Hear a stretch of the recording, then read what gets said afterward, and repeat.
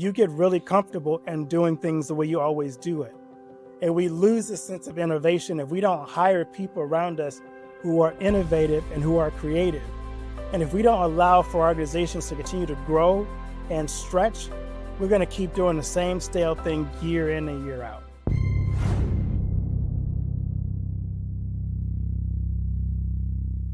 Hey, everybody. Welcome to another episode of the Build Your Team Show.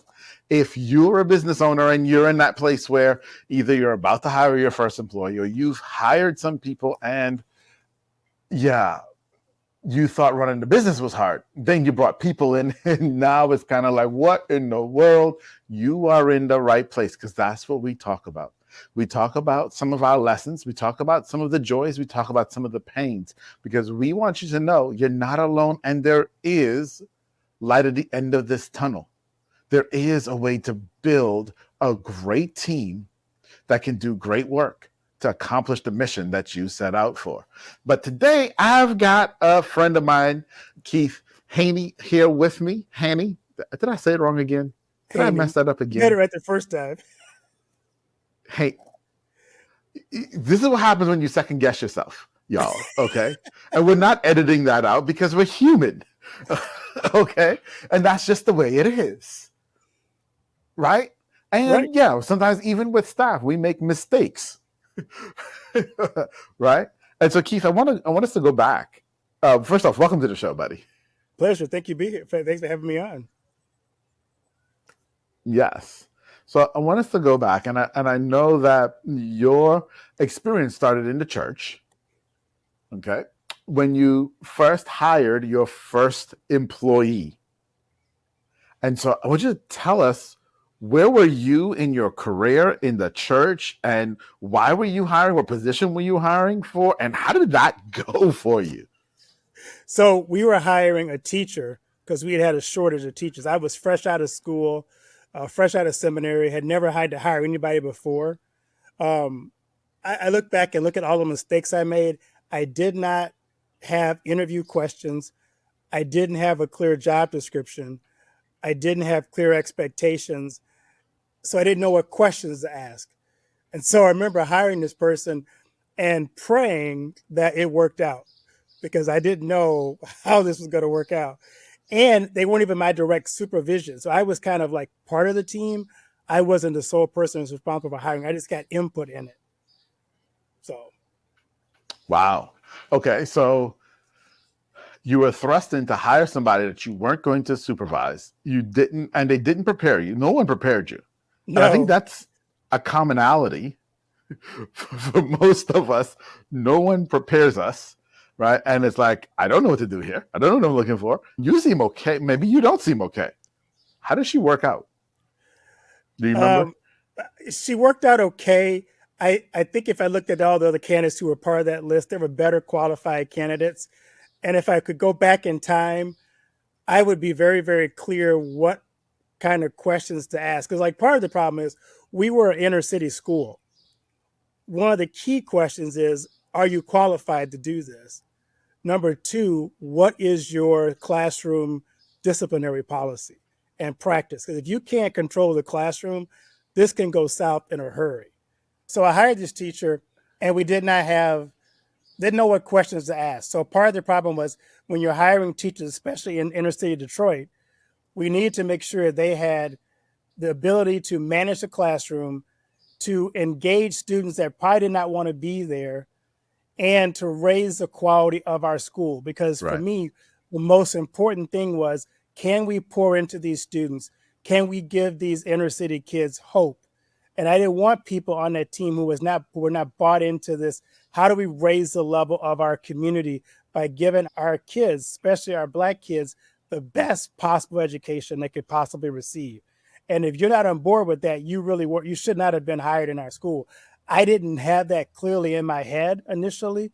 And so we got somebody who was okay, but they were not bought into this.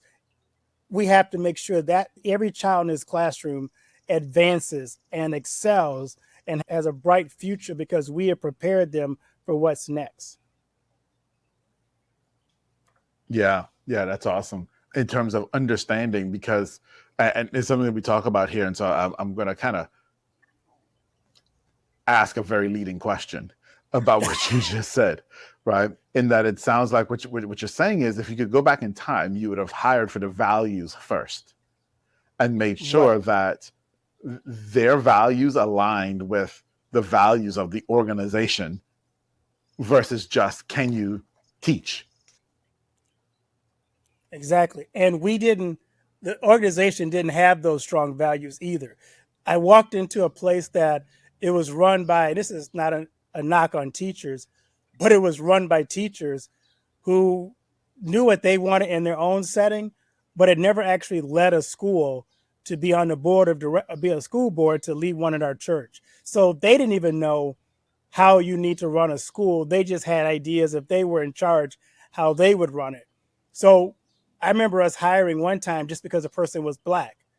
Not necessarily because they were qualified, but we needed people of color. And I'm like, I want qualified people. I don't care what color they are, because it's, at the end of the day, it's Right, about, can you help us to achieve our goals and our standards, not because of color of your skin.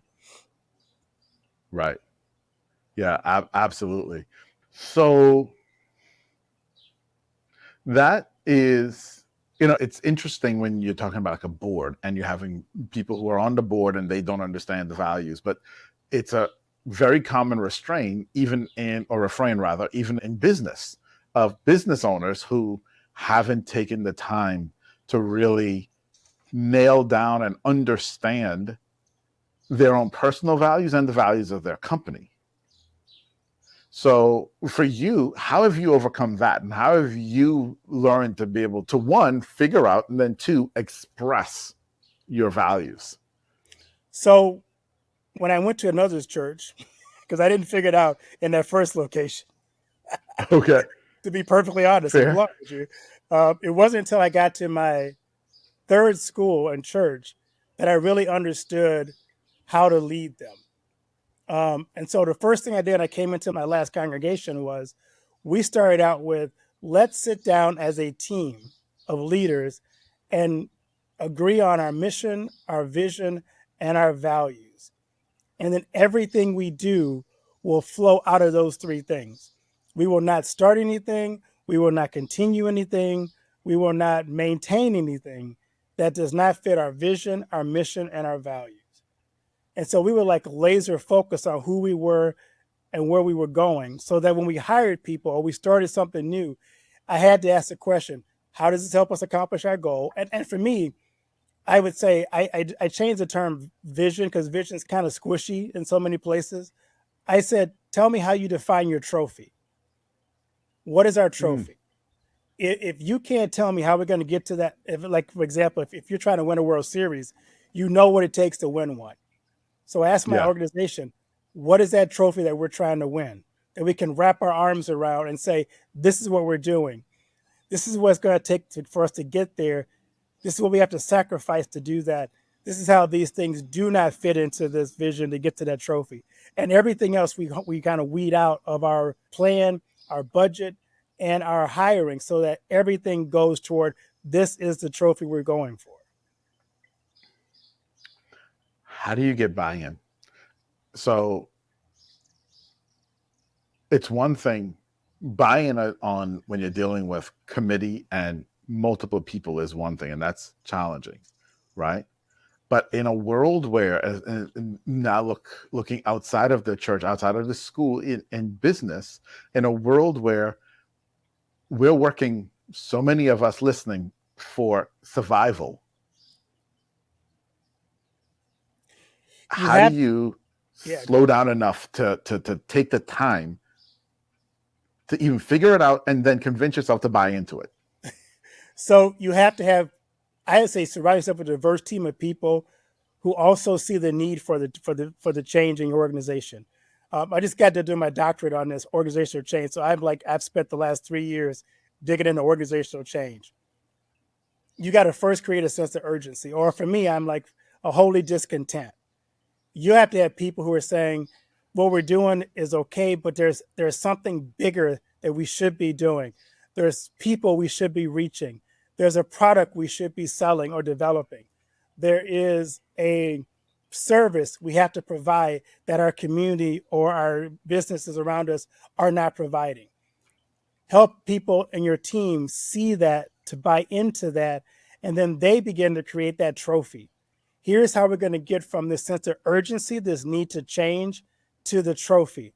Once you do that, you got to list that army you have there, to go out and communicate that to everybody else. So you want to put on your team people that have in your organization certain ears of leaders that you may not have, or followers that you may not reach, and have them also go and share that vision that they bought into with those people that you may not be able to reach. Mm-hmm. And then you have to share stories of success, Mm. because if you don't know that this is working, you're not going to be bought into it. When you share success stories with your organization, when you lift up people that are doing it, living it out, you begin to see people go, yeah, I see why we're doing this. Then you start to make sure your structures and your organization fit the vision that you're trying to portray. Once you've done that, you have changed the culture of your organization, and then you have true buy-in, and you can begin to see the results of all your hard work. There was something you said just now that struck me, and I completely agree with you. And I'm trying to find his name, the pastor of Hillsong Church. Oh, you mean Brian Houston? Yeah, is that his name? Yeah, as Brian is this right? I think it's Houston. Yeah, Brian Houston. He said something years ago. I mean, when I say years ago, I'm talking 15 years ago plus. In the message that I heard, that you just struck a chord in me, and I want to go back to that and spend a little bit of time there, because I think there are two words that you use that may not totally be understood. Okay, but they're the cornerstone of everything that you just said, right? And so what he talked about that 15 years ago was righteous indignation, that inside of you, that thing, that anger inside of you that says, this is wrong and it needs to change. And you talked about it just now as a holy disconnect. Oh no, discontent, a holy discontent. So would love for you to dive in there, because I think there in that is part of what we as business owners need to hear and start to understand, which will force us to recognize that this journey of just trying to survive that we're on is actually futile. Right. Okay. So tell me about holy discontent. So the best example I could give you of it, if you remember, for this is for the older audience, Popeye the Sailor Man. Toot toot. There would be that point in time where he was just so sick of Brutus picking on olive oil. He says, "I can't stand it. I can't stand this no more," and he'd eat his spinach and he would go beat up Brutus. There's something in your organization or something in your surroundings that your people are sensing that says, I can't take this anymore. We can't just keep doing this. There's something outside of us that's bigger than us that is forcing us to say, I am dissatisfied with the status quo, to the point that I'm willing to undergo painful change if I have to change the situation. Unless your organization reaches that breaking point of, I can't stand no more of what's going on, you really don't have the momentum to change your organization. So you got to create that in your organization. If you're in your leaders first, and then push it all the way down to the person in the mailroom, throughout the entire organization. They have to sense that there's something that we need to be doing, a product that we have to get out. It's so important that we have to get this in the hands of everybody we serve. So sometimes those moments also come at great potential peril. Mm-hmm. Okay. I have a friend of mine, Scott, who had an agency, and several years ago, he had that same feeling. And he said, I knew that we needed to go left and we've been going right. I knew that we needed to take, a shift, and our focus needed to be here, and our clientele needed to be these types of people, we need to serve them in this type of way. And I love when he tells a story, because he then always asks the audience, how many of those types of clients did you think I had at that time? And the answer was 0.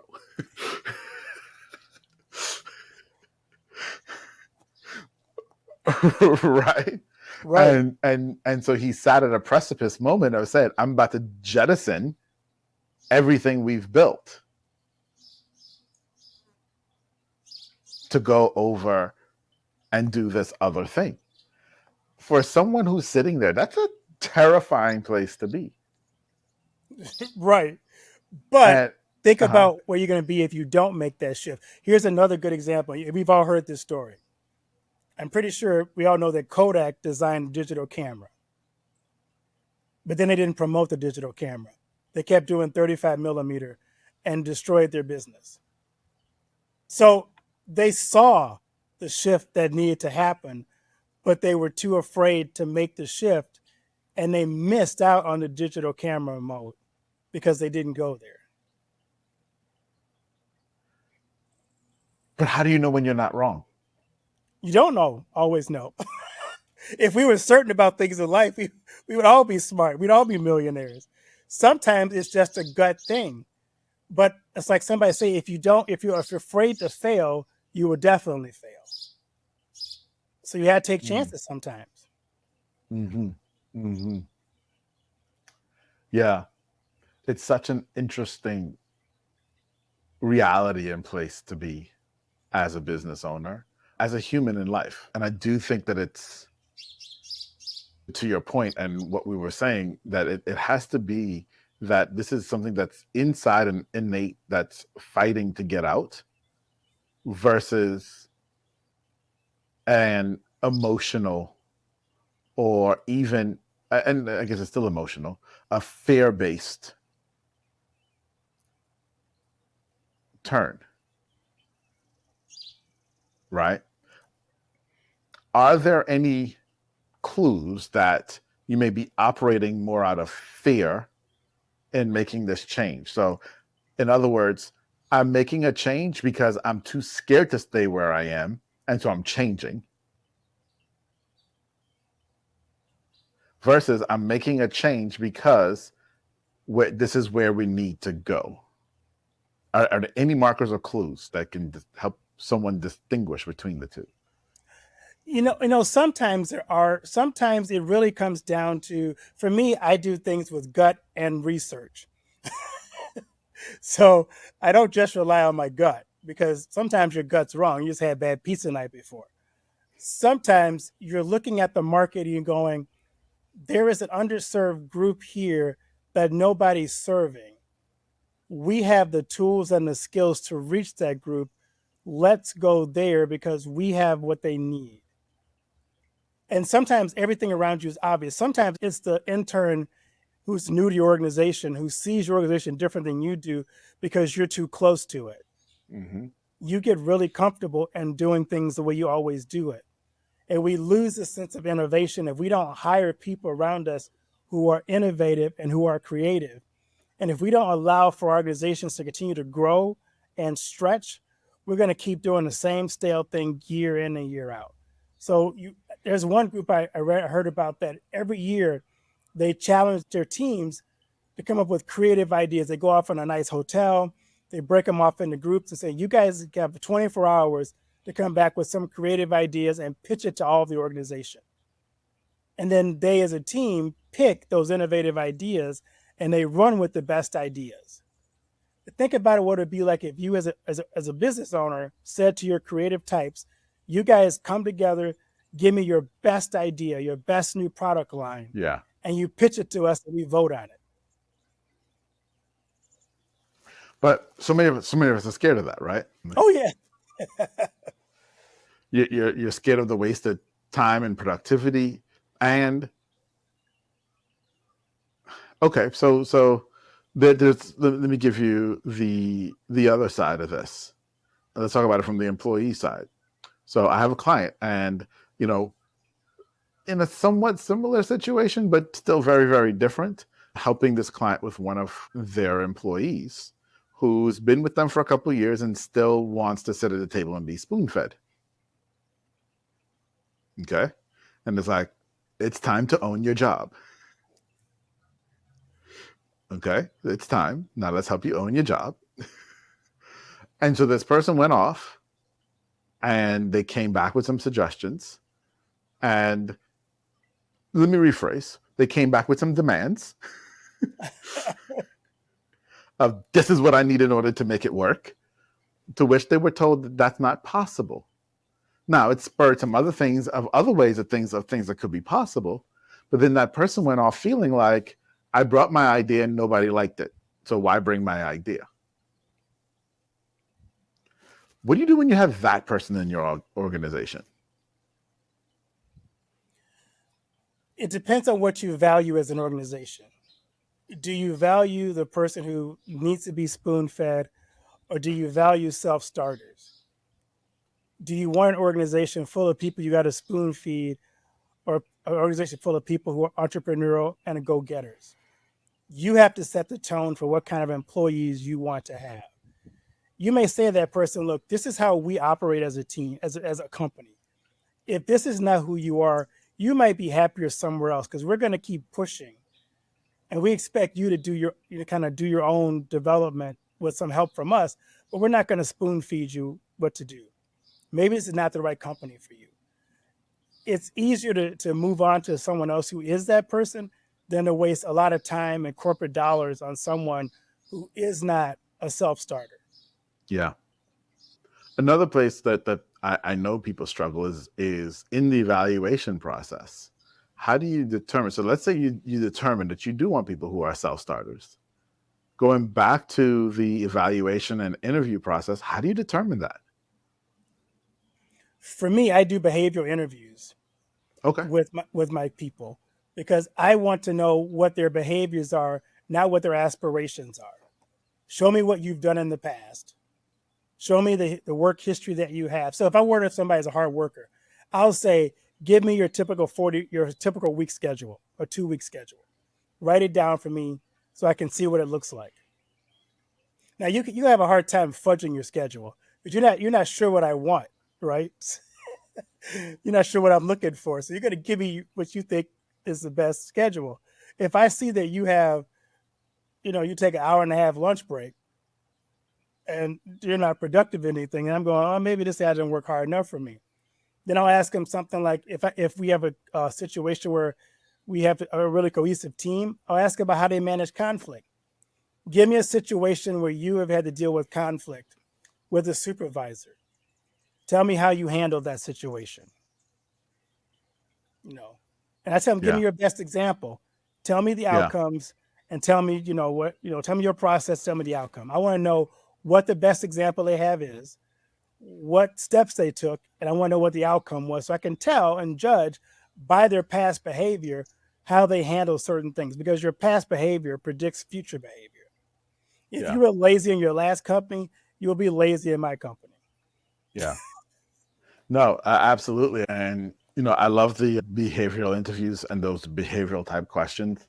Tell me if you found this too, because I've found that in times of using those behavioral type questions, it's usually about the third question deep in a line that I start to get some real truth. So if I ask you something, you're going to give me the answer that you think that I want to hear. Then when I follow up on something you said and then follow up again, and dig a little bit deeper, now I start to really uncover what's going on. Have you found that too or not? I have, and I've learned to have a pretty good BS detector, so I can tell when people are BSing me. But I also like to give them a follow up interview. If I say I like the behavior interview, everything comes out well.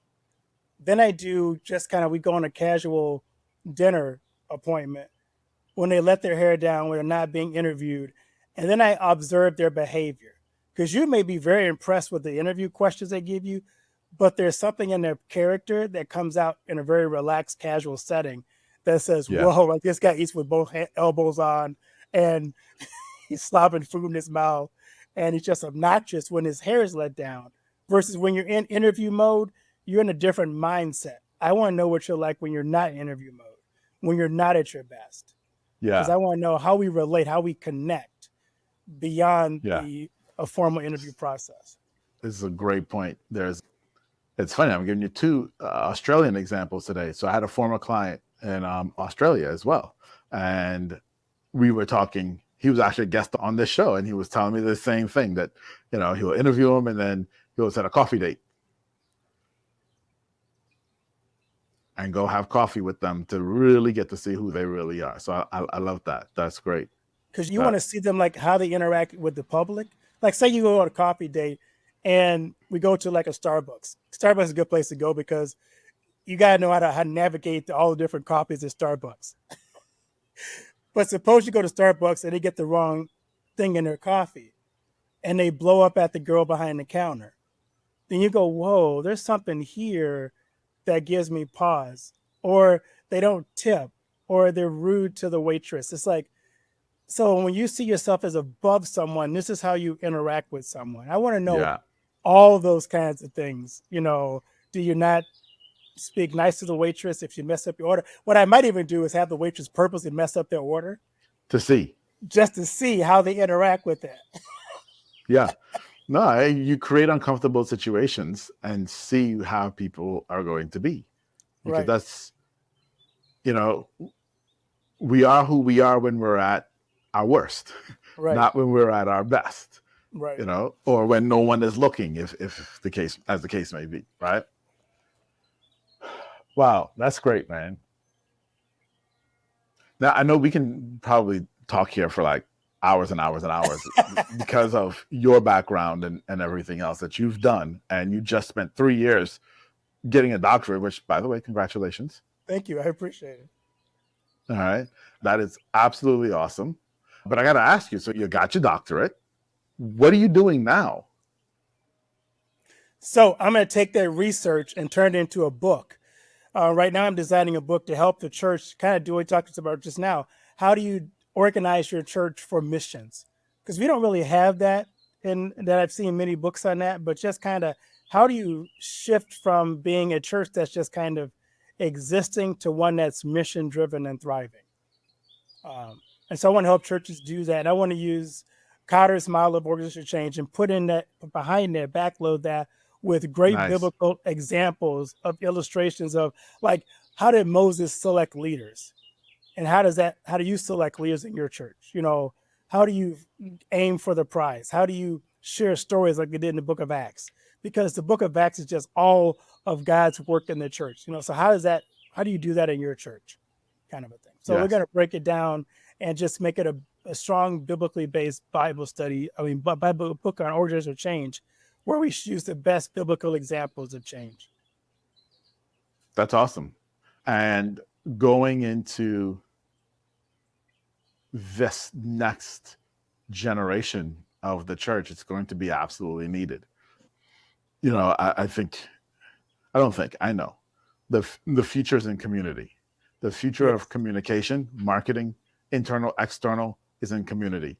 And one of the things that you're talking about there, as you talk about the church and mission and being missional, is about building community. That's what yes, missionality is all about. Right? Is getting outside of the four walls and extending community. exactly. It is, and because that the church, I think I'm very sad about where the church is right now, because we live in a post-Christian society, and the church is, in my mind, way too quiet and not too influential in a culture that at times has just lost its mind. We've Mm, just lost common sense. We've lost the ability to reason, to make sense out of a crazy world. And the church is sitting on this amazing truth that we just need to get out in the best possible way to people who are searching for truth, and the truth in a world that's full of untruths. gotcha. So, and I agree. How do people get in touch with you? So the best way is through my blog, my website, I should say, becomingbridgebuilders.org. On there, you'll find my podcast. You'll find if you want to get me as a speaker, you can connect with me on that. You can also get my blog posts that I do things on the church, things on leadership, everything about me you'll find on Becoming Bridge Builders. You can also find me on Facebook under B Keith Haney. I'm on Twitter under Rev Headpen. I'm also on LinkedIn under B Keith Haney. So all those places you can find me. I guess it's not Twitter. I guess it's X now, right? So X. Yeah, right. Yeah. Whatever Elon calls it this week. Well, Keith Haney, thank you. I Thank thank you you for for having this me. conversation. I thank you for the intellectual nature of this conversation, and I thank you for the work that you're doing within the church and the change that you want to bring within the church. And for those of you who are listening to us, one, thank you, but I hope you also hear it really doesn't matter when you're leading people, whether it's in a business or if it's in the church world, you're still leading people. It's still people, and that's what it's all about. So, brother, thank you for being here with me today. Thank you for having me. Anytime, I love to connect with you. I love that we had a conversation before on my podcast, and I always love connecting with you. Absolutely. Thank you, my friend, and everyone out there. I'll see you next time. Bye-bye. Bye bye. And as always, Build Your Team is brought to you by Client Attraction Pros. Hey, it's time that you become the thought leader of your industry, and we're going to help you do that and make it fast, easy, and fun.